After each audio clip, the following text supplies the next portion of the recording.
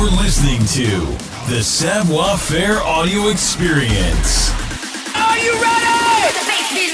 The Savoir Faire Experience is your guide to everything that has to do with lifestyle. From dating, rides, style, and entertainment. All brought to you by the editor of Savoir Faire magazine, Robert White. Anything goes on this audio experience. So, let's go. It's still the best. All right, guys, welcome to another episode of the Savoir Faire Audio Experience. Thank you guys for listening, sharing, following, all the love. Definitely appreciate it. Another great interview coming today with a very unique background, so I'm excited about this one. This gentleman is not only in aviation, automotive, yachting, all the fun stuff that we care about, but he is the designer of some really incredible yachts. And so I'm really excited to talk with Rogerio Mariani. How are you? Yes, I'm really well. Thank you very much, Robert. Yeah, thank you so much for your time. I know we're connecting. You're in France right now, and I'm here in the U.S. But I'm definitely excited to talk to you a lot about your business and how you learned all these great skills that you have. I want to kind of start off with a little bit of a timeline and kind of dive back into your history. So maybe you could tell me a little bit about where you grew up in childhood and education, and then what kind of incorporated you into becoming a designer and doing this stuff with the yachts? Okay. I was born in the south of Germany, in Freiburg, in the Black Forest.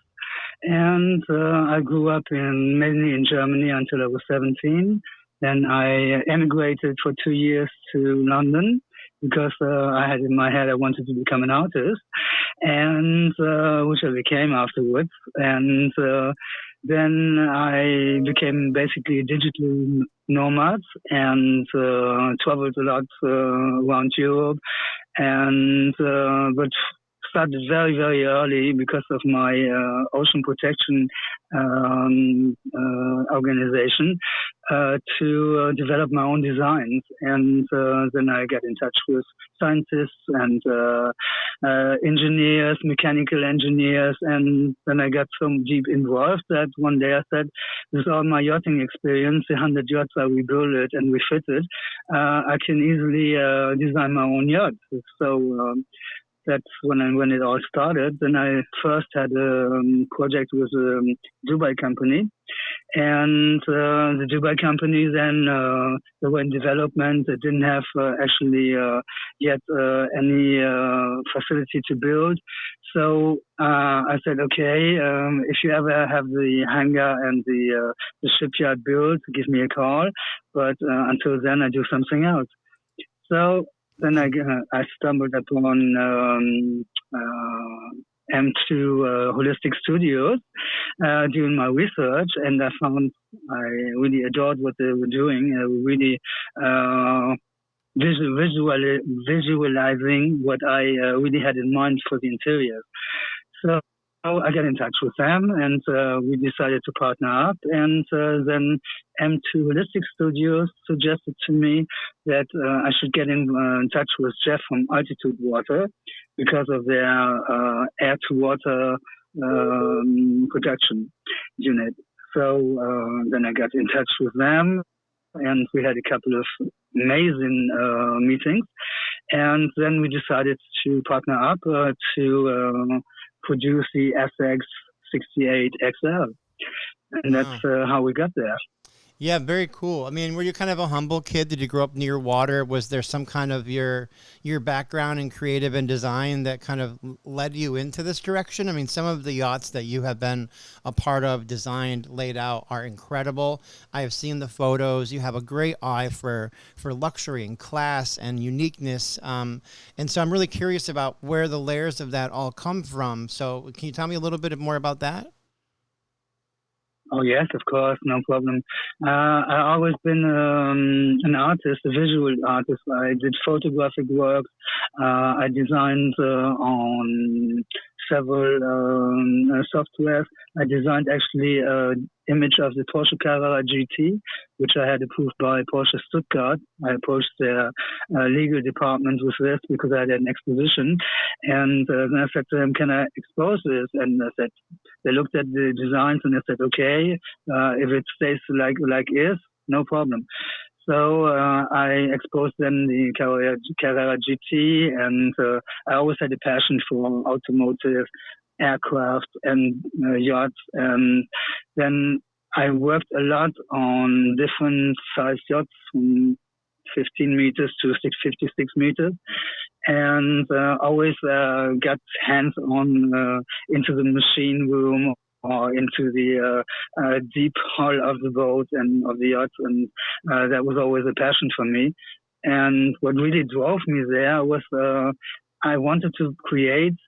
Let's not be pretentious. I wanted to create the perfect yacht, basically, in terms of autonomy, in terms of what the yacht can do for you, what you can do for the yacht with your money, and basically that's what motivated me to get onto this design, to this particular design. And as well, my experience with the Dubai company, I said I want to do a better yacht than I wanted to do. So that was a challenge for me as well. Yeah, I think this is so cool and very unique. I love the interior and the exterior aspect that you're on with most of these projects. So do you remember what the first, I think you mentioned just now that you got involved with your very first yacht position, job, right? So what was the first boat? And talk to me a little bit about that deal, how you that kind of managed from concept to finished product. And like, is there pictures of that somewhere on your LinkedIn page or something? The Dubai yacht hasn't been built because they didn't have the shipyard to build it. So I did the design, and the yacht is called Royal Falcon. And I actually finished the 3D model and everything with somebody, and I did the exterior design. The interior design hasn't been done yet. But it all came together via a friend of mine who was one of the top visual designers in the world. His name is Anthony Courts. He has a really solid reputation in terms of presenting visual yachts and cars and airplanes. He's into all of that kind of stuff. He works with some English people right now in England on a hydrogen project in Thames River, I think. They're designing some platforms over there, really, really good stuff. They're making so much progress in terms of this project is amazing as well. Yeah, that's super cool.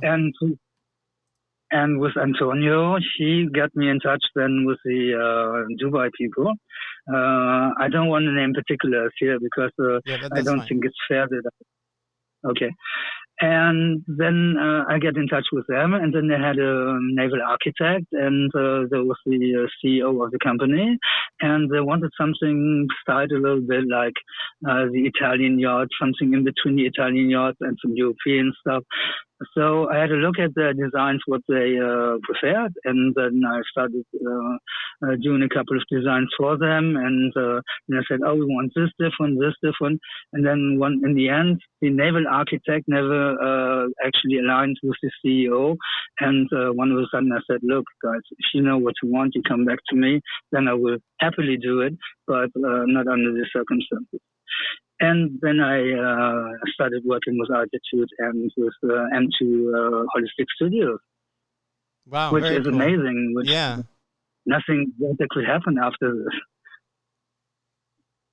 Yeah, no, I like that a lot. Yeah, I wanted to dive into a handful of different things with you because there's just so many unique pieces to this. So what I'm curious about, I guess, I really want to call you an artist. Like, obviously, you're doing a lot of interior and exterior design and layouts and blueprints, and all this stuff is part of your world. But, like, at the end of the day, you're just an excellent artist in building these crafts.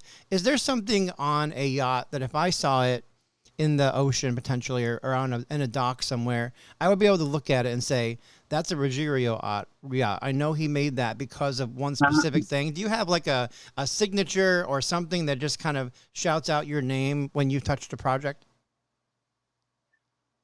Yes, I have one who is an underwater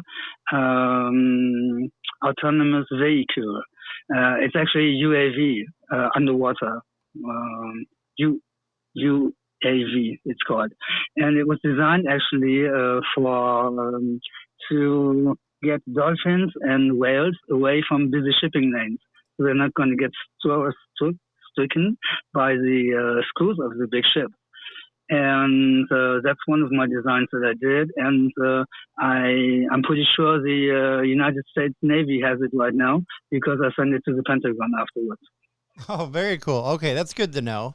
Yeah, I dig that. Yeah. I saw some concept photos, I believe, today of different projects that you are working on. Not only are you kind of building yachts and stuff, but you also have fun with futuristic cars and jet planes. Like, can you talk to me a little bit about just overall, like where the creativity comes from some of this stuff? Like, do you really kind of see the future in a different perspective than most people do? Where do these designs come from?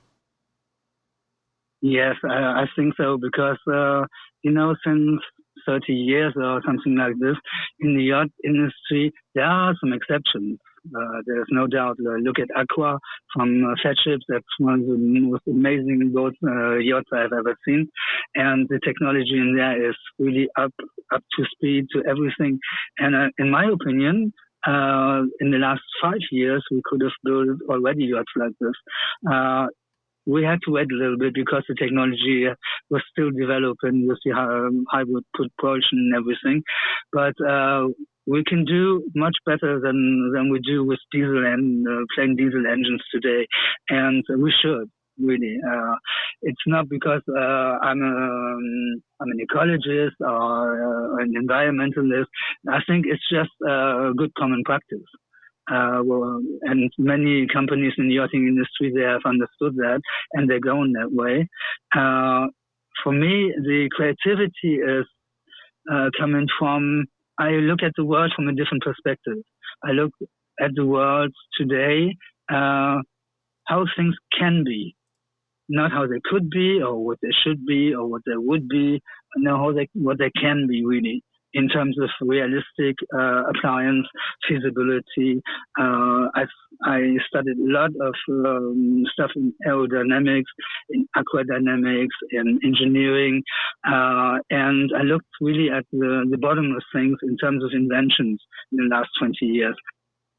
And I said to myself, we really can do better.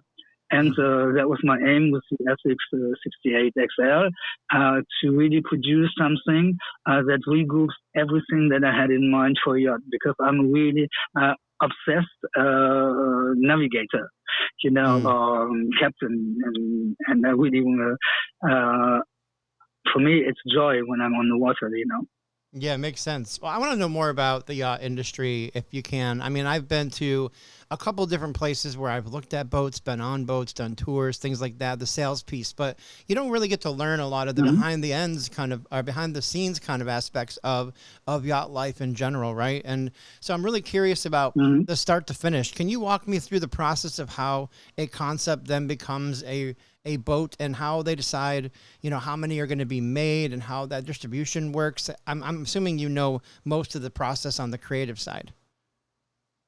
Oh, yes. First, you have a really great design and you have a really great concept. Like in our case, we have 3 different major inventions in the boat.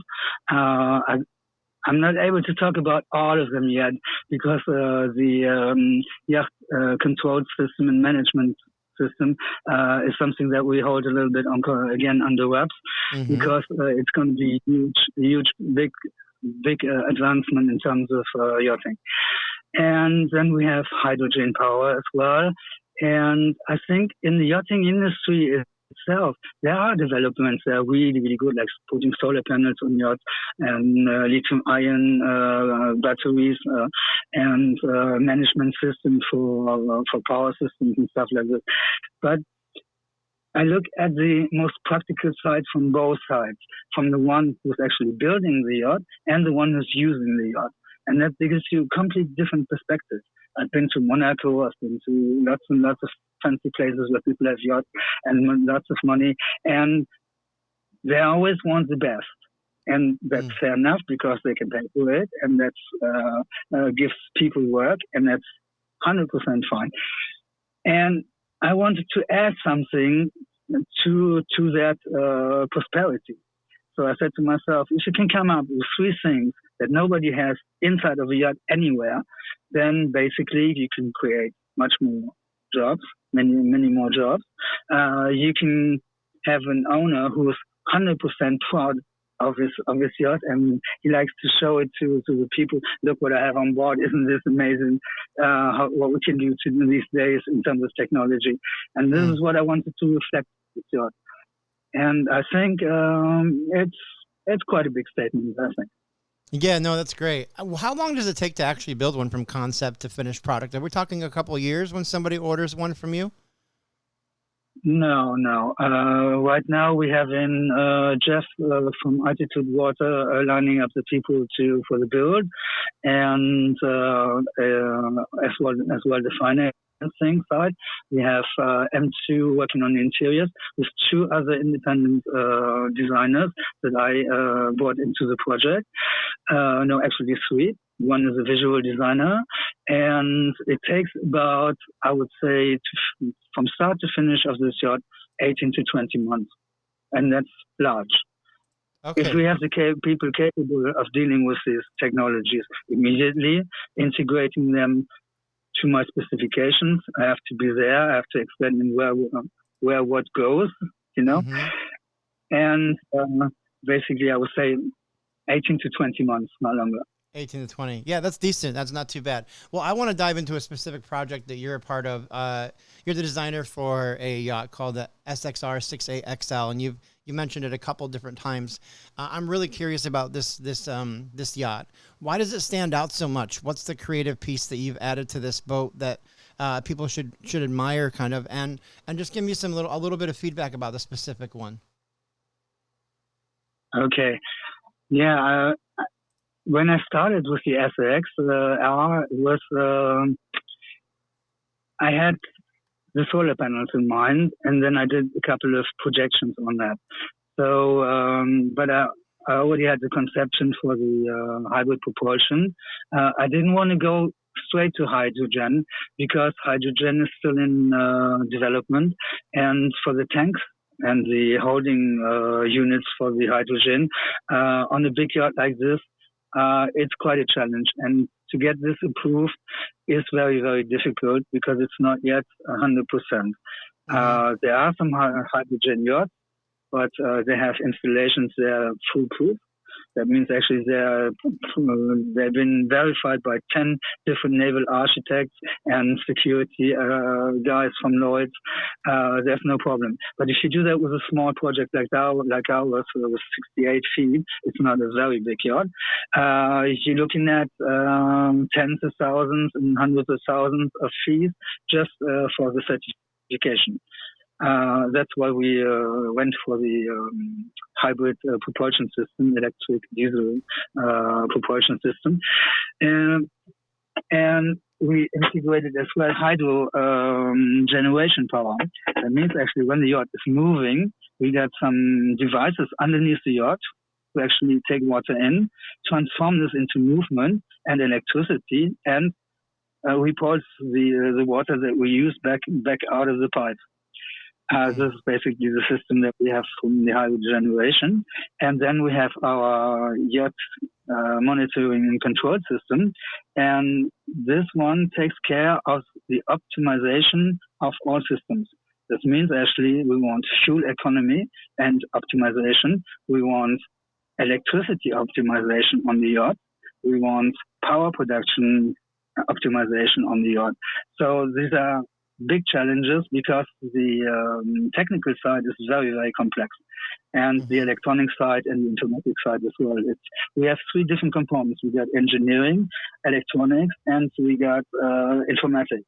So we have to bring all this together into one single system, which I did.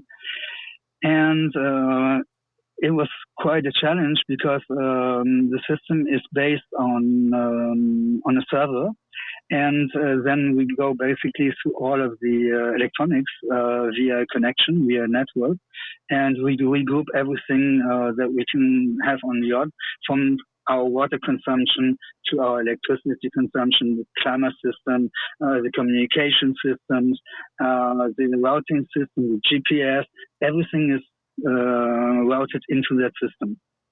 And this is what makes it completely different to everybody else. Yeah, so this is super cool. A few months ago, I actually interviewed Jeff Caesar, who is the founder and COO of Altitude Water, and that's one of the teams that was helping you with this development. So this boat that you guys have created, well, at least the water system, is the first of its kind to have water directly from the air and then have it available to drink and use on the boat.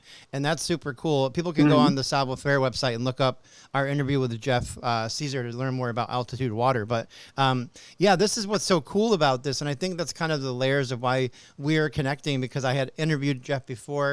You guys are now using this technology on this yacht, and it's really become this super unique kind of internal system this thing has become. So there's a little bit more of like living on the water kind of environment that you're creating, more self-sustaining with the way the water is and the electric is going to be put on this boat, right? Exactly. Yeah. Yeah, Altitude Water, they're fantastic people. And once we have the system integrated into the first build, designed into the system, then it's transposable. You can take the system right from there to a bigger yacht, to another bigger yacht, to a super yacht. There's no limits afterwards.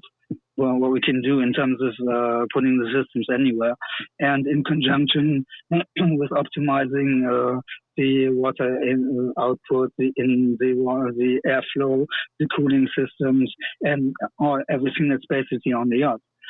And that's a fantastic thing. And this was, for me, it was an unexpected bonus when I actually got in touch with M2 Holistic Studios, and they put me in touch with Jeff from Altitude Water. It was amazing that everything came so neat together, you know, like we all had a piece of the puzzle, how we say, you know, and we put it together and it fitted. Yeah, I love how that collaboration worked. It's super cool to kind of see everyone kind of working together to create this super unique, yacht, which is awesome. So it's SXR68XL. People can Google that, look for yachts. You'll see concept photos and information.